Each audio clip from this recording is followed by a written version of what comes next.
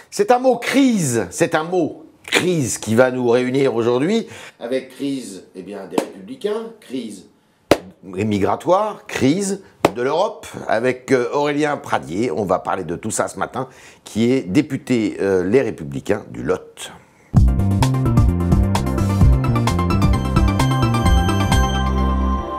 Alors vous allez me dire, hein, crise ou pas crise. Bonjour. Bonjour. Alors, à fond les ballons derrière Laurent Wauquiez. Moi, je ne suis pas un supporter de foot, je ne suis pas à fond les ballons. Je suis un député, j'essaie d'être raisonnable, lucide. Ouais. C'est une période difficile que nous traversons. En fait, c'est une période difficile depuis la défaite aux élections présidentielles. Depuis un an. Il faut quand même se souvenir qu'on est assis sur un champ de ruines et que les choses ne peuvent pas se refaire en quelques mois. Donc c'est pas une crise, parce que je pense qu'on en fait beaucoup, franchement, pour pas grand-chose à mon sens. Mais en revanche, c'est un rendez-vous que l'on doit avoir, y compris avec les électeurs.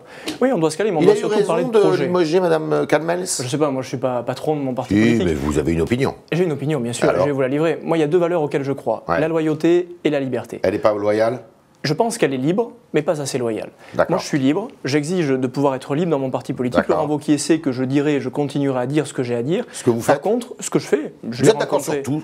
Bien sûr que non, je ne suis pas d'accord sur tout. Mais sur quoi vous êtes en désaccord? Mais il y a plein de points sur lesquels je suis en accord, nous pourrions parler de ça. Des points avec lesquels je ne suis pas nécessairement en désaccord, mais sur lesquels j'ai une sensibilité, notamment sociale, à faire valoir. Et au fond, d'ailleurs, Laurent Wauquiez est plutôt d'accord avec cela. Mais ce que je veux dire, c'est qu'il n'y a pas de liberté sans loyauté. Et Virginie Cadmels, comme d'autres, doivent apprendre tout simplement cela. Je suis loyal, mais libre. Libre et loyal. Et les deux doivent fonctionner ensemble. Alors, vous êtes gaulliste social, vous? C'est un peu difficile pour ma génération de se définir comme ça. Ce que je sais, c'est que j'ai un parcours politique, je viens d'une famille très simple, très modeste, j'ai des choses qui me sont profondément ancrées. Je suis député de droite dans un territoire de gauche, et donc forcément ça m'influence aussi. Il y a un personnage politique qui m'a beaucoup marqué, qui est Pompidou, qui est cet héritier du gaullisme social. Mais au fond, ce à quoi je crois, c'est l'équilibre et la justice. Je pense que le vrai sujet, c'est pas seulement le développement économique, c'est aussi la justice sociale. Mais la ligne droitière, qualifiée de droitière de Laurent Wauquiez, qui est une ligne régalienne, dont parle d'ailleurs Jean Leonetti, qui a remplacé Mme Cadmels, c'est une ligne qui vous convient, cette ligne régalienne, où il n'y en a pas assez, c'est trop réducteur? Et moi j'ai du mal avec les lignes, je suis désolé, mais j'ai 32 ans. Vous avez du mal avec la ligne régalienne? J'ai du mal avec les lignes en général, j'ai du mal à m'aligner. Voilà, je suis vous savez que les joueurs de tennis jouent avec des lignes? Oui, peut-être, mais en l'occurrence on joue dans le terrain, on a le droit de bouger. Moi je suis un député, je suis député de la nation, pas me demander de ressembler aux députés En Marche. C'est trop régalien alors? Non, c'est pas trop régalien. Pour moi, l'équilibre politique, c'est le suivant. Avoir des convictions régaliennes fortes. La sécurité, l'autorité de l'État sont des choses auxquelles je crois profondément. Vous êtes en adhésion totale avec Wauquiez là-dessus? J'ai pas de problème avec Laurent Wauquiez sur ce sujet. Et sur le reste, notamment sur la justice sociale, le message qu'aujourd'hui Laurent Wauquiez est en train de porter, indiquant avec certains de ceux qui l'entourent, indiquant que la justice sociale doit être au cœur du projet politique, y compris de droite, pas seulement de gauche, mais y compris de droite, est quelque chose avec lequel je suis en accord. En revanche, je ne suis pas en accord avec la ligne politique fixée par Sens Commun. Laurent Wauquiez le sait, je l'ai dit souvent, j'ai pas de problème pour que Laurent Wauquiez... C'est un boulet pour lui, Sens Commun. Je sais pas si c'est un boulet, on a tous nos boulets et tous nos poids, mais il n'y a pas de problème à ce que Laurent Wauquiez aille voir Sens Commun. Ce qui est capital, c'est qu'il aille voir les autres aussi. Qu'est-ce qui vous gêne chez Sens Commun? Moi, il y a une vision de la société qui n'est pas la mienne. Je les respecte profondément, mais je ne la partage pas. Par exemple, vous étiez pour le mariage pour tous? J'étais sceptique sur l'idée et sur le mot de mariage. En revanche, que toutes les hommes et toutes les femmes de ce pays, s'ils s'aiment, puissent s'unir, je n'ai aucun problème avec cela. Et avoir des enfants? Et avoir des enfants, ce qui est sûr, c'est que la PMA, j'y suis hostile, parce que nous sommes sur une démarche de matérialisation de l'enfant qui me dérange profondément. Qu'est-ce qui vous distingue? Non, c'est leur idée de la société. Moi, je suis extrêmement tolérant. C'est des réactionnaires? Je ne sais pas si ce sont des réactionnaires. Mais écoutez, vous êtes journaliste. Vous avez une liberté. C'est heureux que vous placiez des mots sur les choses. Je ne sais pas placer des étiquettes sur les bocaux. Je ne sais pas faire. Il ne faut pas me demander de le faire. Si, vous avez parlé de liberté, vous avez parlé de sensibilité, chacun sa sensibilité. Vous pourriez dire, voilà, moi, ils sont réactionnaires. Vous mettez des mots sur les choses. Non, je ne sais pas s'ils sont réactionnaires. J'en sais rien. Je ne fais pas partie de leur. Si je vous dis vous êtes de droite ou de gauche, vous me dites je suis de droite. Oui, mais je sais le définir.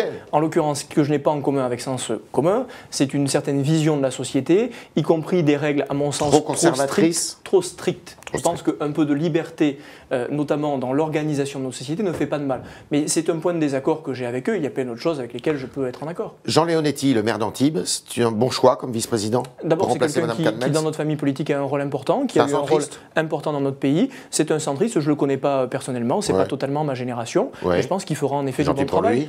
Il est vieux? Non, il est mature. Ah, d'accord. Vous voyez, vous arrivez à mettre des mots est-ce que les Républicains peuvent disparaître s'ils continuent à se chamailler comme ça dans des guerres picrocolines? Ce qui est sûr, et vous avez raison de le dire, c'est qu'il y a un danger de mort. Et que ça engage notre responsabilité. Emmanuel Macron est en train de jouer avec le feu et je lui en veux beaucoup profondément.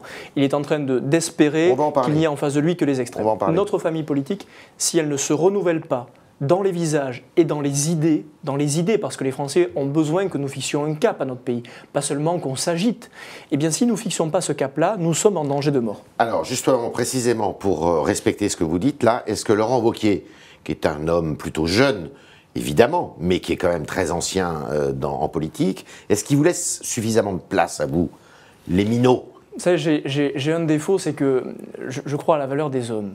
Laurent Wauquiez, je le connais depuis longtemps. Et quand je dis que je suis loyal et fidèle, c'est parce que c'est un homme en qui j'ai toujours cru, en qui je crois toujours. C'est pour ça d'ailleurs qu'avec quelques collègues députés, nous sommes allés le voir dans son bureau il y a quelques semaines pour lui parler très franchement, très librement. Pour lui dire, tu vires Calmels? Non, pas du tout, pas du tout. C'est ce que j'avais cru entendre. Non, je connais très peu Virginie Calmels, je ne crois pas jamais lui avoir dit bonjour d'ailleurs, ni au revoir, et en l'espèce, ce n'était pas le propos. Par contre, ce que nous lui avons dit, c'est qu'il était grand temps qu'il nous permette de l'aider. On ne réussit pas tout seul, et Laurent Wauquiez le sait, je n'ai pas besoin de le lui apprendre. Et il faut que non seulement cette nouvelle génération, mais une autre également... Vous voulez être ces jeunes Turcs alors? Pas ces jeunes Turcs, mais c'est parce que l'expression n'est pas très heureuse, je trouve. Mais simplement... Ça existait du temps de Gaulle. Hein. Sûrement. En tous les cas, d'incarner quelque chose au sein de notre famille politique. Je le redis, vous savez, les jeunes députés qui sont arrivés à droite sont arrivés par surprise, pas par effraction, mais par surprise, et nous avons une responsabilité qui est de porter un message de renouvellement. Il faut que Laurent nous permette de le faire. D'accord. Valérie Pécresse a sa place dans votre débat interne? Mais tous les talents ont leur place. Alors, vous savez, j'ai un autre problème, c'est que j'ai beaucoup d'estime pour Valérie Pécresse, pour Xavier Bertrand, autant que pour Laurent Wauquiez, autant que pour Nicolas Sarkozy. Ça pourrait être un problème. Et Christian Estrosi, vous l'avez oublié? Christian Estrosi, je ne le connais pas, mais et puis j'ai pas le sentiment qu'il fasse totalement partie de notre famille politique. Ah bon? En fait, il y a un défaut que je ne supporte pas en politique, c'est la lâcheté. Et il est lâche?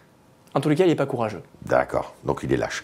Valérie Pécresse, elle fait un pari, c'est que bien peut-être Macron pourrait échouer dans sa politique et du coup il y aurait un espace un peu à droite, mais qui ne serait pas l'espace occupé par Laurent Wauquiez, qui se ferait lui-même absorber par Marion Maréchal. C'est trop compliqué pour que je comprenne. Vous savez, j'ai un esprit extrêmement binaire. Non. Pardon? Vous voulez que je répète? Non, je pense avoir compris. Mais j'ai un esprit extrêmement binaire. Aujourd'hui, la place, elle est face aux Français. Et là où je rejoins Valérie Pécresse comme d'autres, c'est que je pense qu'il y a un doute qui s'installe dans le pays sur la manière dont Emmanuel Macron conçoit notre société. On va en parler, lui, rassurez-vous. Et donc, nous avons un espace. Pour répondre à votre question, nous avons un espace. Mais c'est plutôt Wauquiez ou Pécresse? Mais je ne sais pas, je n'aime pas les écuries. J'ai jamais grandi dans une écurie. Vous la connaissez, Valérie Pécresse? Oui, je la connais, bien sûr. Vous lui dites bonjour, au revoir? Je lui dis bonjour, au revoir, je la salue. J'ai du respect pour elle, tout comme pour Xavier Bertrand et Laurent Wauquiez de la même manière. Mais lui, il n'est plus chez vous, Bertrand. Xavier Bertrand fait partie de notre famille politique, c'est un homme de droite. Il n'est plus dans les Républicains. Oui, mais moi je sais que quand on sort du terrain, on a très vite envie d'y revenir. Je ne désespère pas qu'il y revienne un jour. Alors, Macron, on parlait d'autorité tout à l'heure, Macron, il a eu raison de rabouer ce jeune collégien au Mont-Valérien qu'il a appelé Manu. Moi, je n'aime pas le cinéma. Je déteste la mise en scène. Alors, qu'est-ce qui fait du cinéma? Le cinéma, c'est Emmanuel Macron qui le fait. C'est une mise en scène totale. Enfin, écoutez, il a stipendié le gamin pour qu'il lui dise Emmanuel. Moi, ces petits excès de petite autorité pour se faire mousser, vous êtes de bonne foi, je trouve ça insupportable. Écoutez, je suis de bonne foi quand je dis que l'excès d'autorité, quand on est assis sur un fauteuil Louis XV, filmé par son attaché de presse... Vous savez que votre électorat, il réclame ce qu'a fait Macron. Moi, je vous dis ce que je pense. Filmé par son attaché de presse, avec une belle chemise blanche, et qu'on fait des excès d'autorité... Vous ne voudriez pas qu'il ait une chemise sale non plus? Et qu'on fait des excès d'autorité au cœur du palais de l'Élysée, je trouve pas ça courageux. Vous êtes bizarre à droite quand même. Je vais vous dire. Vous voudriez qu'il ait une chemise sale, des cheveux gras? J'ai pas dit ça. Et qu'il parle vulgairement? J'ai dit que c'est facile d'être courageux quand on se prend pour un prince et quand on est devant un gosse à lui faire la leçon. Ma grand-mère avait une expression que j'aime beaucoup. Elle disait les grands becs ont souvent des petits bras. Eh bien Emmanuel Macron, il a un grand bec, il a des petits bras. Je préférerais qu'il fasse excès d'autorité sur les questions d'immigration pour virer du Bataclan un rappeur qui n'a rien à y faire, plutôt que de faire un excès d'autorité face à un gamin qui fait la programmation de la salle de spectacle. Soyons sérieux. Moi, ce que j'attends du président de la République, c'est pas qu'il infantilise en permanence les Français. Sur le fond, donc je vois que vous désapprouvez ce qu'a fait Emmanuel Macron. Non, mais ce que je veux vous dire, c'est que... C'est quand même assez fort, ça. Ce qui est essentiel pour moi en politique, c'est la sincérité. Sur ce sujet. Ce qui est essentiel, c'est la sincérité. Sur cet épisode, Emmanuel Macron se met en scène, ça sonne faux et c'est insupportable. Alors, Emmanuel Macron, on le voit bien, on le constate dans les sondages, on le constate parmi les courriers de lecteurs, parmi les mails et tout, il vous a quand même fait très mal sur le plan économique. Parce qu'il fait en fait ce que vous auriez fait. Eh bien moi je pense que si la droite avait fait ce qu'Emmanuel Macron fait, j'aurais été très mal à l'aise. Je vais vous dire très librement quelles sont mes convictions politiques. Je suis assez peu libéral. Je me suis interrogé quand je suis arrivé à l'Assemblée nationale. On m'a dit au fond, est-ce que tu n'es pas vraiment à la limite du communisme sur certains sujets? La vérité c'est que la droite, historiquement, depuis le général de Gaulle, a toujours fait primer le progrès social, la justice sociale sur le développement économique pur et final. Et ma conviction, c'est que Emmanuel Macron incarne un ultralibéralisme sans équilibre et sans justice sociale.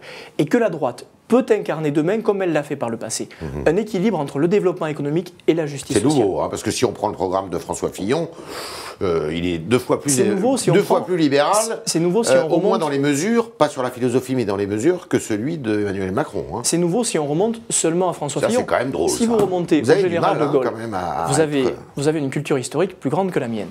Si vous remontez, au moins par l'âge, si vous remontez au général de Gaulle et à Georges Pompidou, c'est vrai que j'ai plus tellement de vous vous rendrez compte que la droite n'a jamais été ultralibérale, mais a toujours placé le progrès social avant la question économique. Et c'est ce qui manque à la droite depuis des années, finalement, dans le discours. Eh bien, moi, c'est ce que je porte au sein de ma famille politique avec d'autres. C'est qu'aujourd'hui, il faut que la droite incarne autre chose que la seule droite des banquiers. Précisément, il y a un conseil national de votre parti à Menton dans 10 jours. Vous allez aller porter cette voix-là ? Moi, je la porte non seulement au Conseil national, mais je la porte à toutes les réunions. Je ne serai pas à Menton parce que j'ai des obligations dans ma circonscription et que depuis que je suis né en politique, j'ai toujours fait primer le terrain avant les grands rendez-vous nationaux. Ça, c'est un défaut. Et donc ça ne sert à rien d'aller à Menton? Non, je n'ai pas dit ça. J'ai dit que j'avais des défauts et notamment celui. En plus, c'est une ville de retraités, donc de gens chelus comme moi. Parfois de faire primer. Le Lot est aussi une terre de retraités, ça ne les a pas empêchés d'élire un jeune député. Il y a les européennes. Ça va être un débat important à l'intérieur de votre famille politique. Qu'est-ce que vous, Aurélien Pradié, souhaitez comme ligne défendue sur l'Europe de demain? Moi, je souhaite quelque chose qui va vous paraître banal, mais qui pourtant est essentiel, c'est que l'Europe protège. Et pour qu'elle protège, elle doit délaisser les seuls enjeux économiques exclusifs, les seuls enjeux financiers et bancaires, et parler de protection des populations. Donc ça veut dire sur les questions, tout le volet migratoire, tout le volet migratoire, sécuritaire, antiterroriste. Exactement, l'Europe doit protéger, c'est essentiel. Et elle laisse tomber l'économie alors? Je n'ai pas dit qu'elle laissait tomber l'économie, je dis simplement que l'Europe n'est pas seulement la Banque Centrale Européenne, l'Europe c'est aussi un projet de protection des populations, et c'est ce qui nous manque depuis des années. Alors vous êtes plutôt Europe des nations ou Europe, davantage d'Europe, plus d'Europe? Moi ma conviction c'est que l'Europe ne peut pas réussir si elle essaie d'effacer les nations. C'est une évidence, on a essayé de le faire, les grandes technos ont essayé de le faire.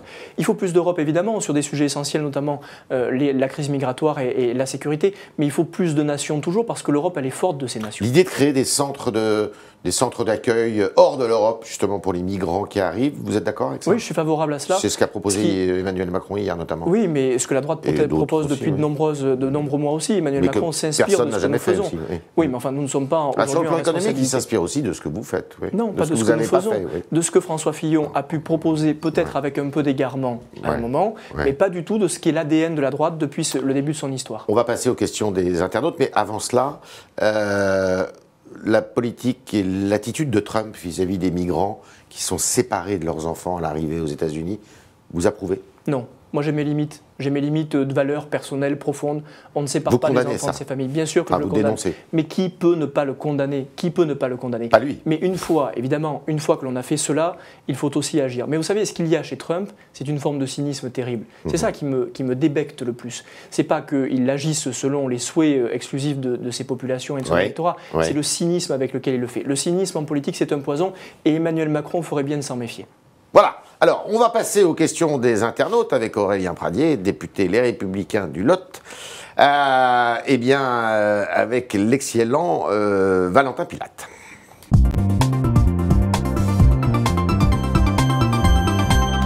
Bonjour. Bonjour Yves, bonjour Aurélien Pradié. Bonjour. Alors, j'ai une remarque d'Alexandre qui a peut-être la solution pour retrouver l'harmonie au sein des Républicains. Je le cite, pourquoi ne pas avoir fait du programme de Fillon la ligne du parti Les Républicains, puisque tous les Français de droite ont tranché sur la ligne lors de la primaire? Il met entre parenthèses vos futurs électeurs. Au final, cela ne se réduira pas à vos adhérents qui ont élu Wauquiez. Oui, moi, vous savez, je serais devenu député avec François Fillon, président de la République. C'eût été difficile pour moi. J'aurais été loyal, respectueux, mais c'eût été difficile pour moi. Ma conviction, je le redis, c'est que la droite doit demain incarner la justice sociale.